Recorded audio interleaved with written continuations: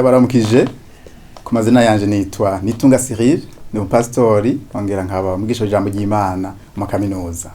Ndanezerewe cyane gufata uyu mwanya aho tuzoganira ku biganiro citwa Bibiliya ivuga iki. Ni ikintu kimaze ku mutima wanje igihe kirekire, aho mbona abantu baje mu mashengero kenshi ugasanga basomye Bibiliya ku munsi wa Mungu gusa, canke naho ugasanga no gutwara bya ntibayitwaye. Ivyo bigatuma abantu badashobora kwisomera Bibiliya ngo bumve ukuri kw'ijambo ry'Imana, hanyuma ingaruka mbi ikaba ari uko abantu bakorokera mu minwe yabigisha y'ibinyoma, ugasanga abantu barazimiye kandi bari gushobora kwisomera ijambo ry'Imana bakaritahura. Nuko uyu munsi rero sinza kwinjira mu idonido y'ibitabo bigize Bibiliya, mugabo ngo mvuge incamake y'ico gitabo cacu Bibiliya tugomba kuvuga ko icarico. Reka tubane twibaza akabazo kavuga kati mbega Bibiliya niki? Yanditswe nande? Yanditswe gute? Byukuri muraza gusanga Bibiliya ari igitabo kidasanzwe, igitabo c'igitangaza. Nico gitabo ca kera gusumba ibindi bitabo byose. Burya nico gitabo catanguye kuba gusohoka mu ma imprimeri mu gihugu c'Ubudagi, nico catanze ibindi bitabo. Ariko mvuze ni canditswe kera, reka ndabahe uburorero bukeya. Canditswe umwanditsi wa mbere tubona muri Bibiliya ni Mose, hanyuma umwanditsi wa nyuma tubona muri Bibiliya ni Yohana, yanditse igitabo c'Ivyahishwe Yohana. Uravye hagati y'uwo yanditse icambere no wanditse icanyuma, usanga hacamwo imyaka 1500. Urumva ko ari igitabo kidasanzwe. Hanyuma ikindi, ubundi iyo umuntu agiye muri biblioteke arabona urukurikirane rw'ibitabo, akabona ibitabo bitandukanye. Mugabo Bibiliya uravye ngene iryo jambo biblioteke rivuga hamwe na Bibiliya hariho biragomba gusa kubera ni cegeranyo c'ibitabo. Na Bibiliya rero ni cegeranyo c'ibitabo, mugaho bitaniye na biblioteke. Iyo umuntu agiye muri biblioteke abona ibitabo bivuga amasije atandukanye, hanyuma bimwe bikanavuguruzanya. Mugabo Bibiliya ivuga ukuri kumwe. Bibiliya ivuga ukuri kudasanzwe, aho umuntu yovyegereza muri kicimbiro kivuga ngo ni umugambi wo gucungurwa waranguriwe muri Yesu Kristo umwana w'Imana. Hanyuma abo banditsi rero batandukanye barenga 30 banditse Bibiliya, bakayandika mu bihe bitandukanye, bose batumbereza kuri Kristo. Bose batumbereza ingene Imana yateguye umugambi udasanzwe ko abantu bazocungurirwa muri Kristo. Nagomba nk'akarorero k'ingene abo bantu batandukanye. Tubona umwanditsi umwe muri abanditsi yitwa Amos. Bibiliya ivuga ko Amos yari umurimyi akongera akaba umwungere. Iyo ariko arandika rero aratanga uburorero kumwungere, ahavuga ngene bibabaje ingene imikuku ija ku misozi ikabura ico ifungura. Nibaza ko nk'umuntu wo mugamba asomye nk'uyu murongo arawutahura cyane kubera asanzwe ari umuntu w'umworozi. Hanyuma kandi karero kerekana ko by'ukuri Bibiliya yanditse abantu batandukanye, ni ubona nimbuze n'umwungere. Mugabo Ezekieli nawe yari umuherezi, ariko arandika ingene ubwiza bw'Imana bwavuye mu rusengero n'ingene buzogaruka. Abivuga by'ukuri nk'umuntu yabaye umuherezi azicarico bwiza bw'Imana mu rusengero. Hanyuma yundi yanditse ari mu banditse Bibiliya ni Dawidi. Tumubona ari umwami, hanyuma akandika avuga amatazirano ahimbaza Imana kugira neza kwayo. Turabona Luka umuganga nawe mu kwandika ubona agerageza gutanga uburero bumwe bwerekana ko vy'ukuri hariho ibintu abona nk'umuganga. Akavuga ati ujya mu Imana yamukirije ukuboko kw'iburyo nk'akaroro gasanzwe. Hanyuma ubundi tubona yanditse muri Bibiliya ni Paulo, aho wewe yari umuhanga mu vyagezwe canke umuhinga mu ijambo ry'Imana. Hanyuma ni mu bitabo vya Paulo ushobora gusanga mu buryo bwiyaguye ivyizerwa ro Kristo. Undi yanditse ni Petero umurovyi, undi yanditse ni Matayo umutoza kori, hanyuma undi yanditse ni Yosuwa. Yosuwa burya yari umugenerali, yari umukuru w'ingabo, rero ico gicapo cerekana ngene Imana yakoresheje abantu batandukanye mu bihe bitandukanye, mugabe igitangaza ca Bibiliya nuko abo bantu bose bariko barandika buzuzanya bakatwereka ukuri kw'ingene Imana yaremye icaha kikaza mu isi, Imana igategura umugambi wo gucungura biciye mw'ihanga rya Isirayeli, Kristo akaza, ishengero rikavuka, hanyuma ivyo bitabo bigaca vyose bitwereka ko hariho ijuru rishasha n'isi nshasha Imana yimirije kuzozana izobamwo abacunguwe. Hanyuma mbega Bibiliya itandukaniye hehe n'ibindi vyanditswe? Tukuri hariho ivyanditswe bitandukanye vyiza umuntu yosoma bikamukabura ubwenge bwiwe, mugabo Bibiliya ahantu itandukaniye nuko yahumetswe n'Imana.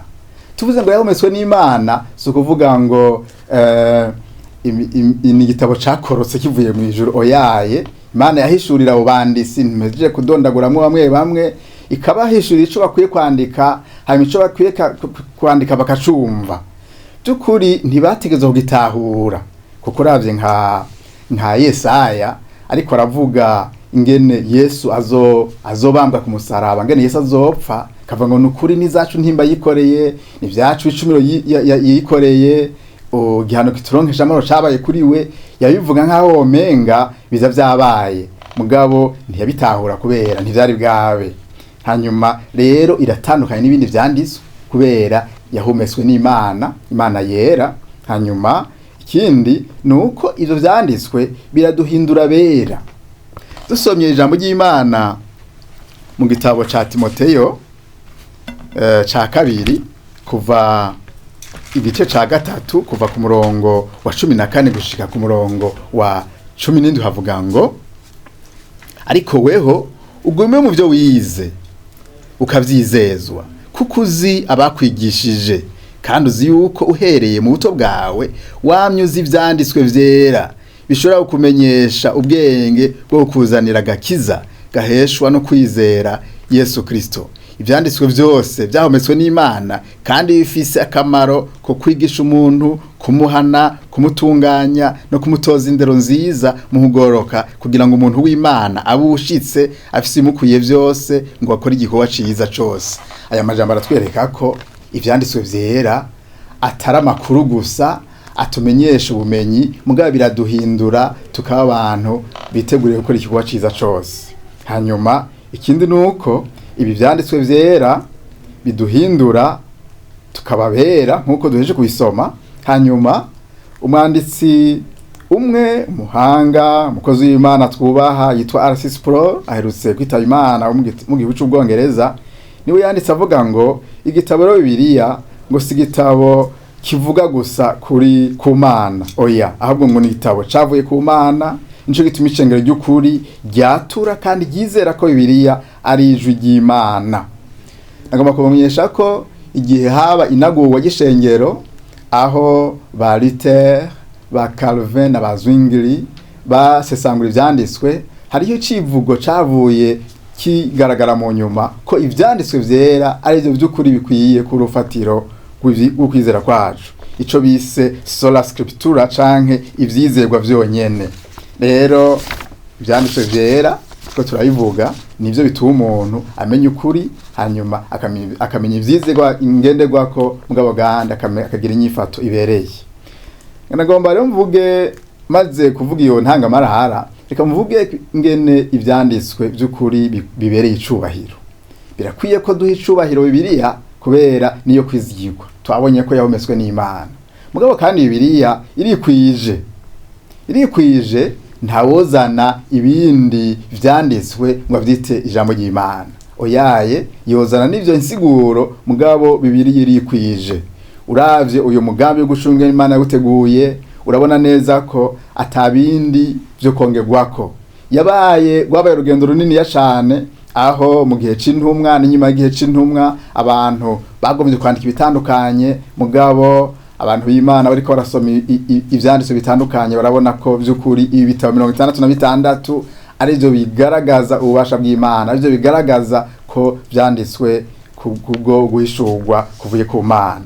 Nivyo rero turavuga ivyanditswe vyera ni ibitabo 66, 39 vyo misezerano rya kera na 27 vyo misezerano rishasha. Kubera rero ivyanditswe vyikwije, umuntu akwiye kugira umwete wo kubimenya kugira ngo yumve ico kintu Imana yatangaje mu isi ngene tukwiye kuyitahura. Hano ca kabiri, kubera ivyanditswe vyikwije, birakwiye ko abantu babumbwa navyo, ntibarondera ibindi vyanditswe, ntibarondera ukundi guhishurwa kudasanzwe gushasha nk'abo bava bibaza ko hariho ibindi bintu bishasha. Oyaye, ni ibinyene. Yesu ariko arasezera abigishwa biwe yabwiye ati abantu muzobigishe kwitondera ivyo nabageze. Ni kuvuga yaraje kuvuga ati burya ivyo nabageze, ivyo mwasuye mu bitabo vy'aba Mose n'ibyo duheje kuvuga birakwiye. Rero ivyanditswe birikwije tubumbwe navyo. Hanyuma tuvuze kandi ko ivyanditswe vyikwije, nuvuga ko ata muntu yo kwaduka ngo avuge ngo iki ni icaha kandi biritacishize icaha, canke avuge ngo Imana irazanye urundi rutonde rushasha rutari urwo muri Bibiliya. Oyaye, Bibiliya nirwo rutonde rudasanzwe Imana yaduhumekeye. Hanyuma nagomba mbandanye mvuga nti mbega nayahe mahirwe dufise kubona dufise Bibiliya uyu munsi? Mbega nihe ngaruka nziza kubona dufise ivyanditswe vyera? Nagomba ndababwire, hariho abantu bashobora kwisunga ibindi vyiyumviro by'abanyabwenge hanyuma bikazana kaga mw'isi. Reka ntange akarorero kamwe. Umugabo yitwa Frederick Nietzsche wo mu gihugu cyo mu Budagi yadukanye iciyumviro kivuga ngo umuntu akomeye, umuntu akoresha igikenye, niwe muntu ari mukuri. Hanyuma ico ciyumvire rero kikaca cerekana ko igikenya ari ubuhizi. Buryo ciyumvire nico cahumekeye canke ico ciyumvire nico yitirere yisunze mu kubona ko yo hagurutse intambara y'isi yose kugira ngo abe agakomeye. Murabona ngene ciyumvire gishobora kunyengetera umuntu hanyuma agakora ibibi. Hariho n'ibindi vyiyumviro by'uwitwa Nicolas Machiavelli kibivuga ngo umwimbu w'ikintu niwo usigura ko ico kintu ari ciza. Ni kuvuga mu Congereza baryunganira ivuga ngo the end justifies the means, canke la fin justifie les moyens. Ni kuvuga ngo aho woca hose ico woshika umwimbu uza kuzana ni uza kwerekana ko ivyo bintu bakoze ari vyiza. Aho ni nk'akarorero nk'umuntu yogenda kiba hanyuma agashikana agaca avuga ati aho vyaciye nta ngorane kazima nshikanye. Canke umunyeshuri yotirisha akaba uwa mbere agaca avuga ati igihambaye nuko mbaye uwa mbere. Murumva ngene ivyo vyiyumviro ari vyiyumviro vyatanzwe mu bantu hanyuma abantu bakabikurikiza, mugabo ugasanga bizanya akaga. Mugabo ivyiyumviro vyonyene bitagira gatotsi, ivyiyumviro vyonyene bitomoye, ni ivyiyumviro biri mu ijambo ry'Imana.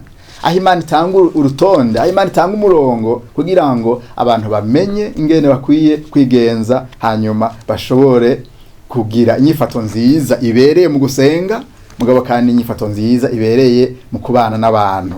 Rero imijambo ry'Imana abantu bashobora kugira urutonde w'ingene basenga, abantu bashobora kugira urutonde w'ingene babana.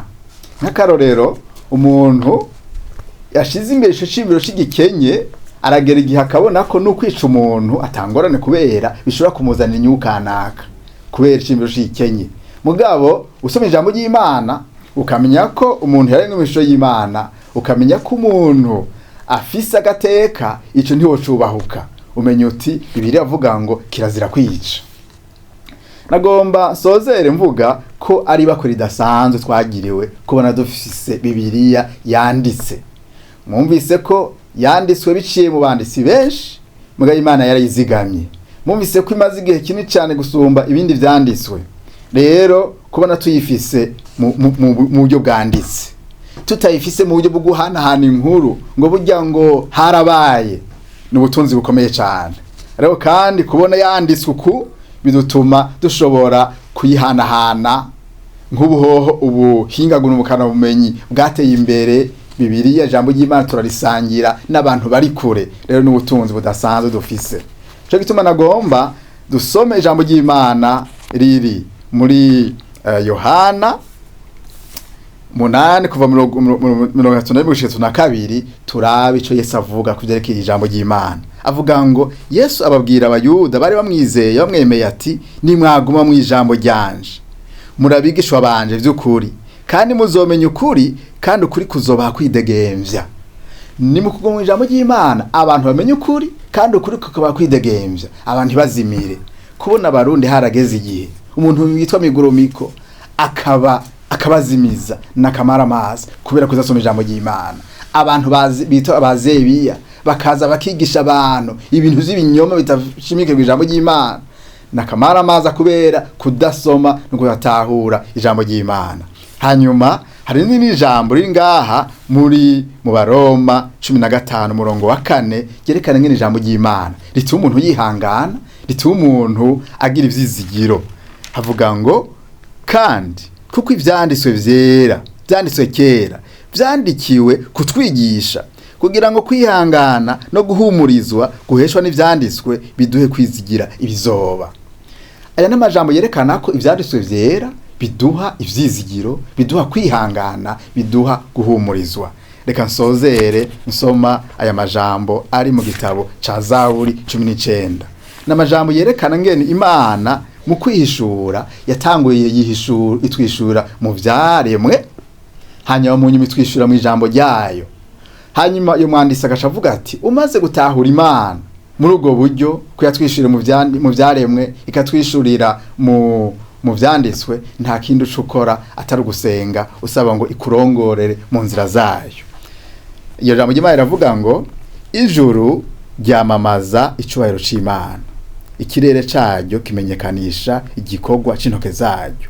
Umurango uvugana n'uwundi murango urudaca, ijoro rimenyesha irindi joro ubwenge.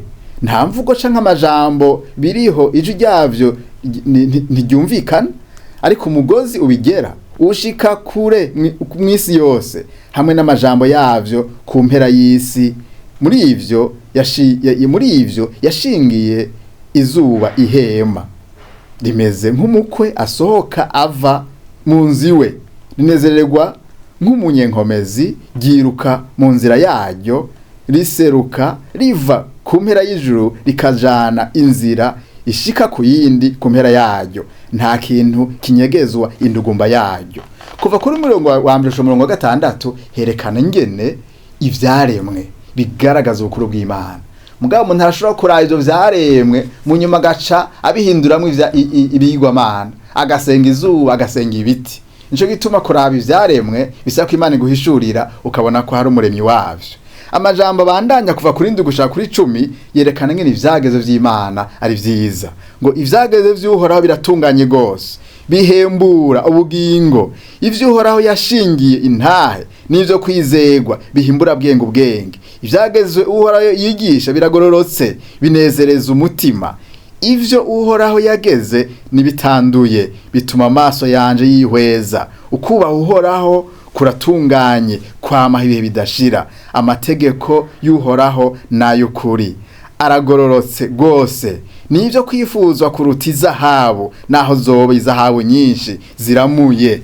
Bisosa kurusha ubuki bw'umutsama bukiva mu kimamara, kandi nivyo biburira umusavyi wawe kuvyitondera birimo impera nini. Iyi mirongo nayitwereka ngene ivyageze vy'Imana, ibi vyanditse ko turavuga ari ivy'agaciro biryoshe cyane. Uyu mwanditsi asozera asaba Imana kugira ngo Imana imushoboze kwitondera ivyagezwe.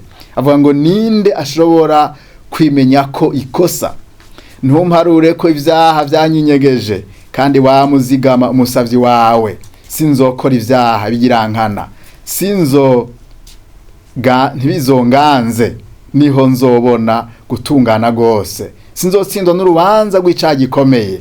Amajambo y'umukanwa kanje n'ivyiyumviro byo mu mutima wanje bizoshimwe mu nyonga zawe, uhora gitandara canje mucunguzi wanje. Amen. Nagomba rero nsozere mvuga nti muri kino kiganiro rutanguye aha kwari kwaha intangamarara ingene ijambo ry'Imana rijya agaciro, ngene duhamagariwe kugiga no kuririmbura no kuritahura no kurishira mu ngiro. Uko Yesu avuga ngo mubigishe kwitondera ivyo nabageze. rero mu biganiro bizokurikira tuzogenda ido nido ku bitabo bigize Bibiliya, turabe ninde yavyanditse ryari, yavyanditse kubera iki, hanyuma n'ubuhe butumwa nyamukuru tokuramo kugira ngo mugire inyota gusoma ijambo ry'Imana kandi murigendere. Nuko murakoze, ubuntu bw'Imana bubane namwe.